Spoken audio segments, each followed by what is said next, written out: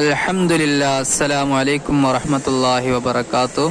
നമ്മളിപ്പോൾ ളുഹറിൻ്റെ തൊട്ട് മുമ്പ് ഇവിടുത്തെ 11 മണിക്കാണ് നമ്മളിവിടെ ഒരുമിച്ച് കൂടിയിരിക്കുന്നത്.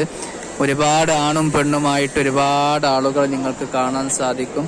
ഇവരൊക്കെ ഖുർആൻ ഓതുകയും നമസ്കരിക്കുകയും ചെയ്യുന്ന വിദേശികളും സ്വദേശികളും അടങ്ങുന്ന ഒരുപാട് ആളുകൾ ഇവിടെ നമുക്ക് കാണാൻ സാധിക്കും.